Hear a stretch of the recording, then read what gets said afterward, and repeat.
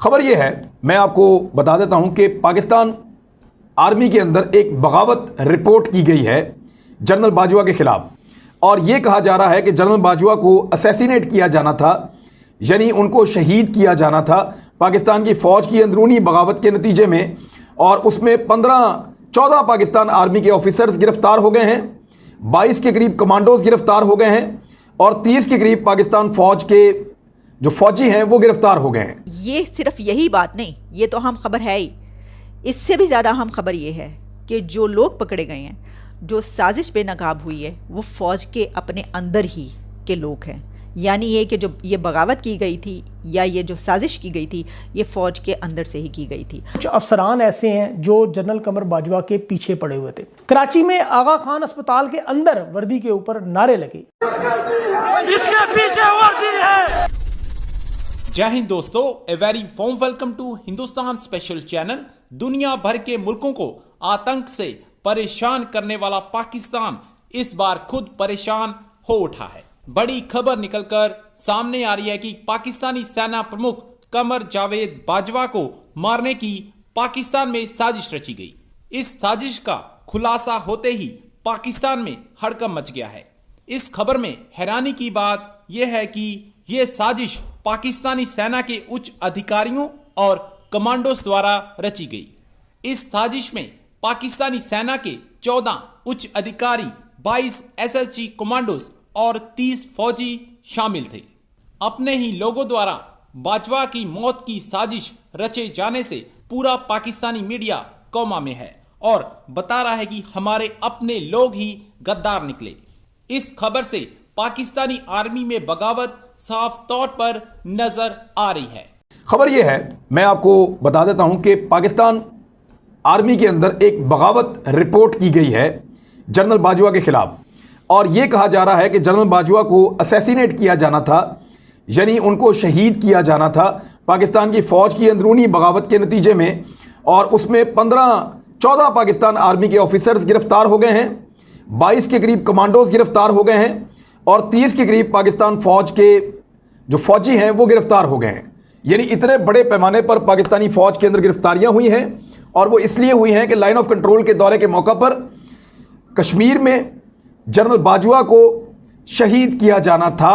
तो इस तरह की खबरों और वाक़यात के बाद पाकिस्तान और भारत के दरमियान कशीदगी बढ़ेगी। मैं थोड़े दिन पहले आपको बता चुका हूं कि भारत लाइन ऑफ कंट्रोल के साथ साथ मकबूजा कश्मीर के इलाकों में बहुत बड़े बड़े बंकर्स बना रहा है, कंक्रीट के ज़ेरे ज़मीन बंकर्स। और ऐसा लगता है कि जैसे वो एक जंग की तैयारी कर रहा है।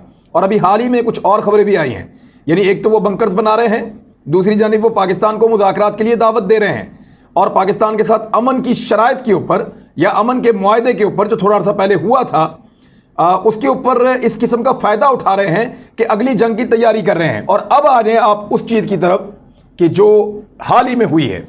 जम्मू कश्मीर में भारतीय पुलिस की तरफ से देहातियों को बॉर्डर सिक्योरिटी की तरबियत दिया जाना शुरू कर दिया गया है। भारतीय पुलिस ने जम्मू कश्मीर में पाकिस्तान के साथ सरहद के करीबी इलाकों में आबाद देहातियों को बॉर्डर सिक्योरिटी में मावनत और सरहदी मुहाफ़िज़ों की मदद करने की बाकायदा तरबियत देना शुरू कर दी है।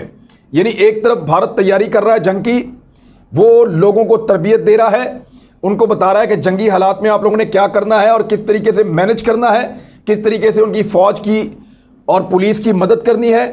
दूसरी जानिब वही भारत बंकर्स भी बना रहा है। बहुत बड़ी खबर जिसका जिक्र किया जा रहा है और इंटरनेशनल मीडिया में इसका बहुत जिक्र किया जा रहा है। पाकिस्तान में कम हुई है, जो नेशनल मीडिया उसके ऊपर तो बिल्कुल नहीं हुई और मेरा नहीं ख्याल कि अगले कुछ दिनों में होगी भी, बल्कि होगी ही नहीं। मेरा ये ख्याल है नेशनल मीडिया में खबर नहीं आएगी। हो सकता है कि कुछ दिन के बाद इसके ऊपर कुछ बात हो जाए। अच्छा, फिर इसके अलावा फॉरेन मीडिया कुछ ऐसा है जहाँ से इसको रिपोर्ट किया गया, तो फिर जाहिर है कि इंसान कोशिश करता है कि ये क्या है खबर। तो इसके मुतालिक यूरोप से इस तरीके से कई जगहों से बात करने की कोशिश की गई। कहा जा रहा है कि ये प्रोपेगेंडा किया जा रहा है और फिर जाहिर है कि ये तो आपको पता है सबसे पहले ये बात कर दी जाती है कि इंडिया की तरफ से ये कैसा प्रोपेगेंडा किया जा रहा है। अब ये प्रोपेगेंडा है या सच्ची है, लेकिन खबर जो है वो बहुत अहम है और बहुत अलार्मिंग न्यूज़ है। और वो खबर ये है कि पाकिस्तान की फ़ौज के सरबराह जनरल जावेद कमर बाजवा साहब के खिलाफ एक साजिश बुनी गई थी और जनरल कमर जावेद बाजवा को मारने के लिए, उनको कत्ल करने के लिए एक अटेम्प्ट करने की कोशिश की गई थी।